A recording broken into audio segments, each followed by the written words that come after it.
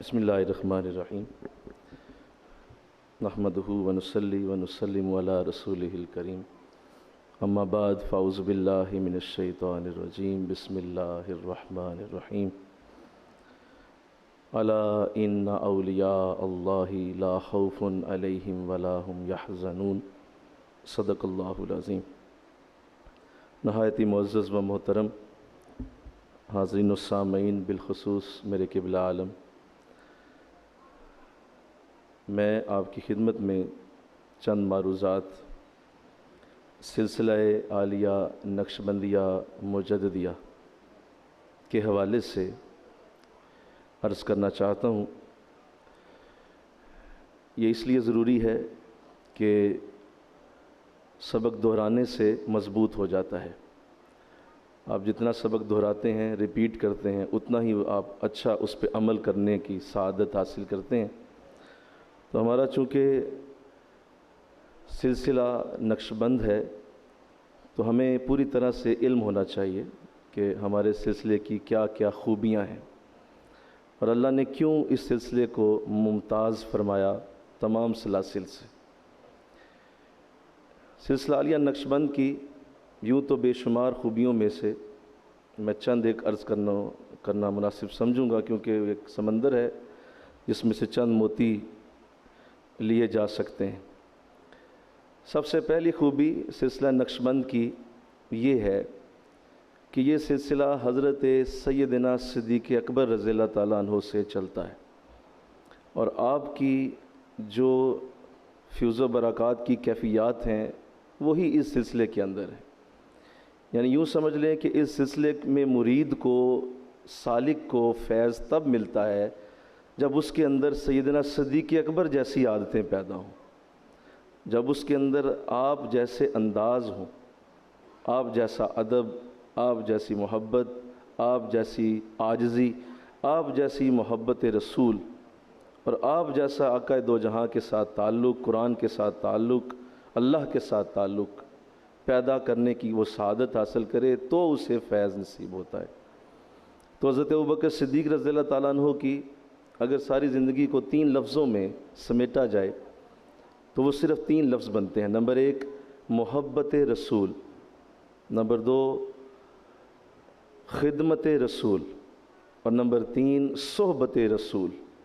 یہ 3 آپ کی زندگی کی خوبیاں ہیں، اور یہی تینوں خوبیاں ایک مرید میں ہوں، یعنی محبت شیخ، خدمت شیخ اور صحبت شیخ۔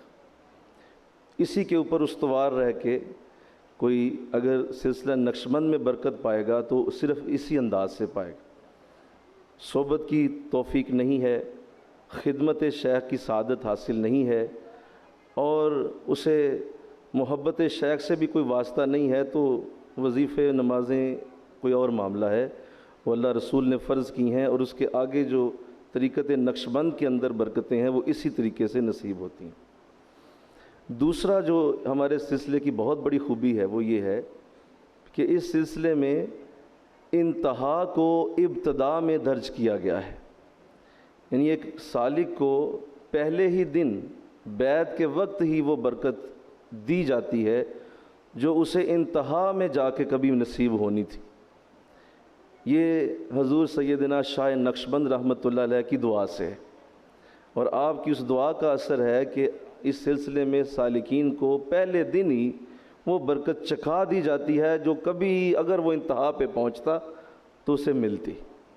تو ابتدا کو، انتہا کو ابتدا میں ہی درج کر دیا گیا، یہ سلسلے کا بہت بڑا امتیاز۔ تیسری ہمارے سلسلے کی خوبی یہ ہے کہ اس سلسلہ میں کوئی لمبے چلے وظیفے، لمبی ریاضتیں نہیں ہیں۔ اس سلسلے کا دار و مدار سنت رسول کے اوپر ہے۔ آقا دو جہاں صلی اللہ علیہ وسلم کی سنتوں کو اپنانا، حضور کی سنتوں کے اوپر عمل کرنا، حضور کی سنتوں کو ترویج کرنا، حضور کی سنتوں کی اشاعت کرنا، آقا دو جہاں کے طریقہ مبارک کو لوگوں تک پہنچانا، خود بھی عمل کرنا، یہ اس سلسلے کا ترقی کا ذریعہ ہے۔ اور اگر کوئی مرید سنت رسول سے پیچھے ہے اور کوئی سالک سنت رسول کے اوپر عمل نہیں کرتا ہے تو پھر اس کے لیے بہت لمبا راستہ ہے۔ اور حضور علیہ السلام کی سنت کی جو خوبی ہے وہ اس قدر بڑی ہے کہ آقا دو جہاں صلی اللہ علیہ وسلم نے فرمایا من احبا سنتی احبانی، جس نے میری سنت سے محبت کی بس اسی نے مجھ سے محبت کی۔ تو اس سلسلے کا ترہ امتیاز یہ ہے کہ اس سلسلے میں مرید کے لیے ہر صورت سنت رسول کو پہلے نمبر پہ رکھنا ضروری ہے۔ پھر اس سلسلے کی خوبی یہ ہے کہ اس سلسلے کے اندر ذکر خفی کا رواج ہے۔ ہم ذکر خفی کرنے والے لوگ ہیں، ہماری پہچان ہی ذکر خفی ہے، خفیہ ذکر، اونچی آواز سے ذکر کرنا ہمارا طریقہ نہیں ہے۔ وہ بھی اللہ کا ذکر ہے، اللہ کے ذکر کے کروڑوں طریقے، اربوں طریقے ہوں گے، لیکن ہمارے سلسلے میں جو طریقہ ذکر ہے وہ خفیہ ہے، یعنی یا سانس کے ساتھ یا دل کی دھڑکن کے ساتھ۔ اور یہ دل کی دھڑکن اور سانس والا ذکر یہ اتنا خوبصورت طریقہ ہے کہ جب سانس سے انسان ذکر کرتا ہے تو سائنس یہ کہتی ہے کہ انسان کی جسم میں کروڑوں اربوں سیلز ہیں، خلیے ہیں۔ جب آپ سانس لیتے ہیں اندر باہر تو ان سیلز کے اندر بلڈ کی سرکولیشن ہوتی ہے، اور جب اس سانس کو اللہ ہو سے گوند کے لیا جاتا ہے تو کروڑوں بار اللہ ہو جاتا ہے ایک سانس کے ساتھ۔ اور دل کی دھڑکن کا تو خیر انداز ہی جدا ہے کہ یہ ایک ایسا ذکر ہے جسے فرشتے بھی نہیں سن سکتے۔ آپ سانس سے ذکر کر رہے ہیں، فرشتے نوٹ کر رہے ہیں، آپ زبان سے ذکر کر رہے ہیں، فرشتے لکھ رہے ہیں، لیکن اگر دل کا ذکر جاری ہے اور اگر کسی کو ذکر قلبی شیخ نے سکھا دیا اور وہ اس مرتبے تک پہنچ گیا ہے کہ اس کا قلب جاری ہو گیا ہے، تو اب یہ وہ ذکر ہے جسے فرشتے بھی نہیں سن سکتے۔ اور جب ایسا شخص اللہ کی بارگاہ میں پہنچے گا اور اسے حساب کا معاملہ پیش آئے گا تو جب اپنے نامہ اعمال کو دیکھے گا تو اربوں کھربوں کے حساب سے نیکیوں کے جو ڈھیر ہوں گے، وہ حیران ہوگا مولا یہ میں نے کب کی ہیں؟ تو جواب آئے گا کہ یہ فرشتوں کو علم نہیں تھا، صرف مجھے پتا تھا، تو میرا ذکر دل میں کیا کرتا تھا۔ تو دل کا ذکر ہمارے سلسلے کی بہت بڑی خوبی ہے، خفیہ ذکر ہے یہ۔ پھر اس سلسلے کے اندر بڑا خاص معاملہ ہے، اور وہ یہ ہے کہ اس سلسلے کے اندر جو مرید ہوتے ہیں انہیں محنت کم کرنا ہوتی ہے، شیخ کی محنت زیادہ ہوتی ہے۔ بزرگوں کا پیچھے دعاؤں کا سلسلہ بہت بڑا ہوتا ہے، اور مرید کو یوں سمجھ لیں 1% اور شیخ 99% محنت کرتا ہے، کوشش کرتا ہے۔ بلکہ یوں کہنا مناسب رہے گا کہ اس سلسلے میں باقیوں میں تو مرید شیخ پہ عاشق ہوتے ہیں، یہاں شیخ مریدوں سے محبت کرتا ہے۔ مرید تو پیار کرتے ہی ہیں، شیخ اس سے کہیں بڑھ کے پیار کرتا ہے۔ تو یہ بھی سلسلے کا ترہ امتیاز ہے کہ اس سلسلے کے اندر جو برکت ملتی ہے وہ اس طرح سے عطا ہوتی ہے۔ پھر یہ بھی اس سلسلے کی خوبی ہے کہ ایک آنے واحد کے لیے بھی اگر کوئی صحیح اس راستے کو اپناتا ہے اور شیخ کی دی ہوئی تعلیمات پہ چلتا ہے اور اس کا رنگ اور اس کے انداز شیخ جیسے ہو جاتے ہیں اور جسم کا جسمی، لحم کا لحمی والا انداز ہوتا ہے، اگر وہ اس درجے پہ آ جاتا ہے تو پھر آنے واحد کے لیے بھی اللہ سے دوری نہیں ہے، ایک لمحے کے لیے بھی اللہ سے دور نہیں ہوگا۔ سو رہا ہے تب بھی اللہ کی رحمتیں نازل ہو رہی، گفتگو میں ہے، بیٹھا ہوا ہے، کھانا کھا رہا ہے، جا رہا ہے، آ رہا ہے، کسی بھی حالت میں اگر وہ اپنے رنگ کو شیخ کے رنگ میں ڈال چکا ہے تو آنے واحد کے لیے بھی اللہ سے دوری نہیں ہے۔ تو اس سلسلے کی خوبی ہے۔ پھر اللہ نے اس سلسلے کو ایک بہت بڑا امتیاز دیا جس پہ ہمیں بڑا فخر ہے، اور ہم اس پہ ہمیشہ فخر کرتے ہیں کہ دنیا کے سارے شیروں کا سلسلہ نقش بند ہے۔ بڑے بڑے اولیاء کے نام اس سلسلے میں شامل ہیں۔ حضور سیدنا با یزید بستامی رحمۃ اللہ علیہ، حضور سیدنا عبید اللہ احرار رحمۃ اللہ علیہ، حضور سیدنا نور محمد شراحی رحمۃ اللہ علیہ، حضور سیدنا مجدد الفسانی رحمت، بڑے بڑے اولیاء کے نام، لمبی لسٹ، سارے اس نقش بند سلسلے کے اندر شامل۔ تو یوں جب ایک شخص کو اپنے گھر کا تعارف مل جائے، اپنے گھر کے تعارف کو وہ اچھی طرح سمجھ جائے تو پھر اس کے انداز بدلتے ہیں۔ اسے بتایا جاتا ہے کہ تو کس قبیلے سے تعلق رکھتا ہے۔ میں ابھی راستے میں آ رہا تھا تو ساتھیوں سے بات ہو رہی تھی کہ آرمی والے پروٹوکول دیتے ہیں اپنے یونیفارم کو، بڑا پروٹوکول دیتے ہیں۔ ہمارے ایک فوجی پروفیسر صاحب ہیں، وہ پہلے فوج میں تھے، وہ بتانے لگے کہ ہمارے آرمی کے اندر یہ رول ہے کہ اگر کوئی یونیفارم کے اندر ہے تو وہ کسی روڈ پہ کھڑے کیلے والے سے کیلے نہیں خرید سکتا، کیونکہ وہ یونیفارم کے اندر۔ وہ کسی ٹھیلے والے سے کھڑا ہو کے کوئی شے نہیں خریدے گا، وہ کسی ढाबے والے ہوٹل سے چائے نہیں پی سکتا اگر وہ یونیفارم کے اندر. کیوں؟ آرمی ہے، اس کا پروٹوکول ہے. انہیں پتہ ہے کہ وہ ایک بہت بڑے قبیلے سے تعلق رکھتے ہیں، وہ ایک بہت بڑا گروپ ہے جس کے اندر وہ رہتے ہیں، تو ان کا ایک پروٹوکول ہے. بلکہ وہ ایک بات حیران کر دینے والی بتانے لگے کہ اگر وہ کسی جگہ سفر کرتا ہے یونیفارم کے اندر اور وہ کرایہ مانگنے والا اس سے کچھ بھی کرایہ مانگے، وہ کم نہیں کرا سکتا، جو اس نے کہا دینا پڑے گا، کیونکہ تم یونیفارم میں ہو، تم اسے بھاؤ تاؤ نہیں کرو گے، تم پاک آرمی کے یونیفارم کے اندر ہو. تو میں سوچنے لگا کہ پاک آرمی کا یونیفارم اتنی عزت ہے تو ہم نقشبند یونیفارم والے کتنی عزت والے ہیں. ہمیں اللہ نے نقشبندیوں کا یونیفارم دیا ہوا ہے، ہمیں اس کا خیال رکھنا چاہیے. ذرا انشاءاللہ کہہ دیجیے سارے، ہمیں اس کا خیال رکھنا چاہیے کہ ہم نقشبند سلسلے کے اندر ہیں. ہمارا پیچھے جو دعاؤں کا سلسلہ ہے وہ بہت بڑا ہے، اور ہمارے ساتھ بزرگوں کی بے شمار دعائیں ہیں. بے شمار بزرگ ہمارے ساتھ امیدیں لگا کے بیٹھے ہوئے ہیں، انہیں امیدیں ہیں ہم سے کہ ہم کچھ کریں گے. وہ اپنے بچوں کے ساتھ ایک خاص انداز سے امید لگا کے بیٹھے ہوتے ہیں کہ یہ ہمارا بچہ ہے، کل کو کچھ ہمارے لیے، ہمارے سلسلے کی ترویج کے لیے کچھ کرے گا. تو اس پہ افسوس کا اظہار بھی کرنا چاہیے کہ جو کمی ہے، جو کوتاہی ہے، میری رات کی دعائیں جو نہیں قبول ہوتیں، میں سمجھ گیا یقیناً مجھ ہی میں کچھ کمی ہے.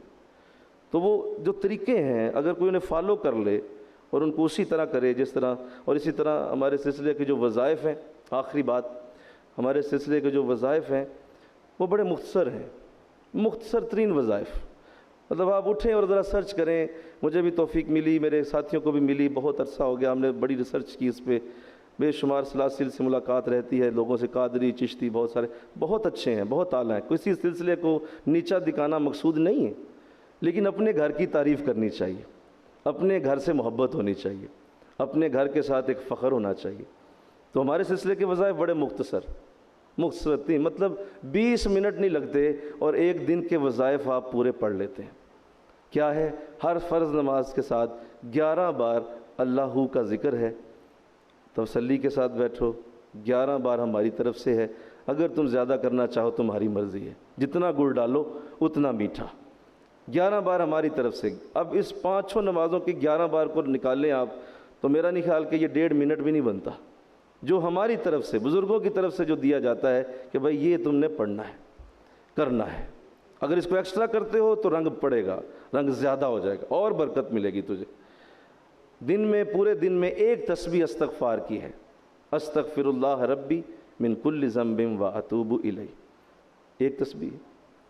اور اس کو اگر کوئی پڑھتا ہے، میرا نہیں خیال 3 سے 4 منٹ میں ایک تسبیح پڑھ لیتا ہے، اور اس سے زیادہ پڑھتا ہے تو اس کی مرضی ہے، زیادہ برکت پائے گا، زیادہ عزت پائے گا. آقا دو جہاں صلی اللہ علیہ وسلم نے فرمایا جو استغفار پڑھتا ہے وہ ایسے ہی ہے جیسے اس نے گناہ کیا ہی نہیں، گناہ بخش دیا گیا، پورے دن کے گناہ معاف ہو گئے، رزق میں اضافہ ہوتا ہے، اللہ اس کے دل کو نرم رکھتا ہے، گناہوں سے نفرت ہونا شروع ہو جاتی، نیکی کی طرف رجحان پیدا ہوتا ہے. استغفار پڑھنے کے اتنے فائدے کہ اگر یہاں کوئی شروع کرے استغفار کے فائدوں کی لسٹ تو شام ہو جائے، لیکن وہ لسٹ ختم نہ ہو.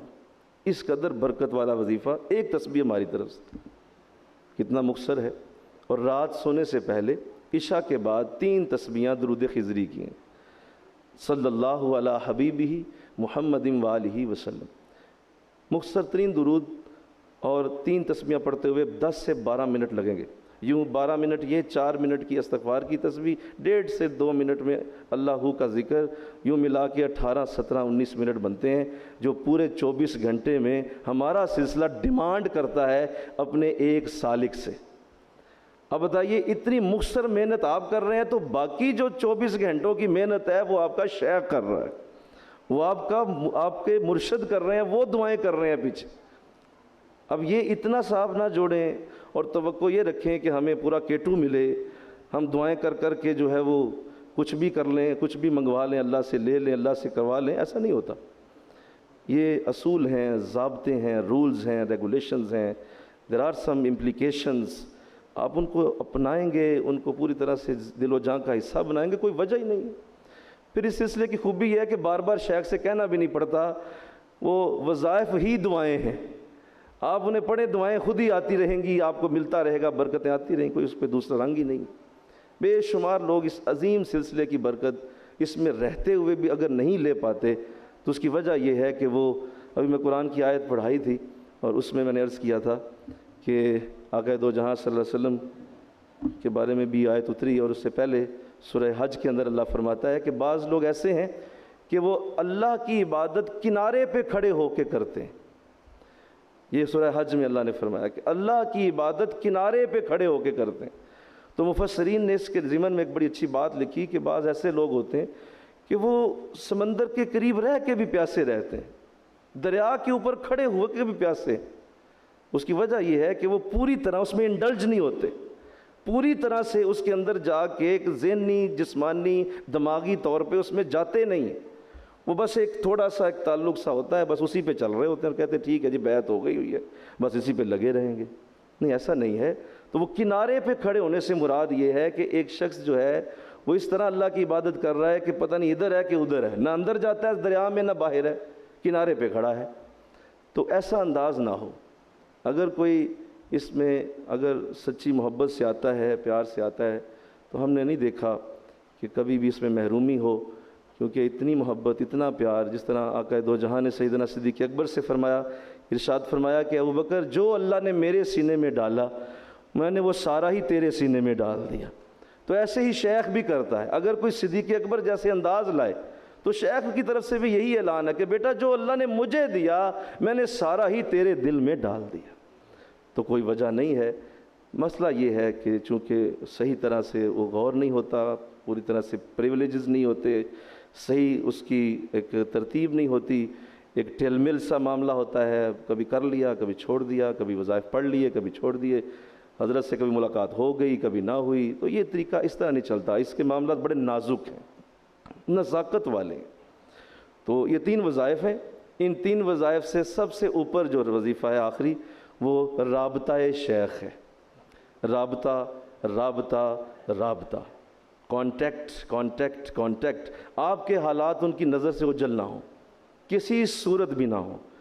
یہاں یہ حال ہے کہ اگر کوئی 100 قتل کر کے 100 شرابوں کے ڈرم پی کے آ جائے اور وہ شیخ کی خدمت میں آئے تو وہ دعا کر کے اسے توبہ کروا سکتے ہیں، لیکن اگر وہ بھاگ گیا، وہ چھوڑ گیا، رابطہ چھوڑ گیا، there is no another way، کوئی راستہ نہیں ہوگا۔ یہ کبیرہ ترین گناہوں میں سے ہے۔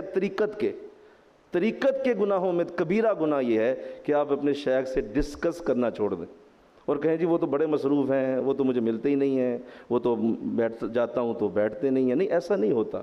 یہ تمہارے اندر کے خیالات ہیں، وہ ہر وقت تمہارے لیے اویلیبل ہیں۔ رابطہ رکھنے سے کوئی بھی ایسی شے نہیں ہے جو شیخ کی دعاؤں سے تمہیں نہ ملے۔ اللہ مجھے آپ کو عمل کی توفیق عطا فرمائے۔ وما علینا الا البلاغ۔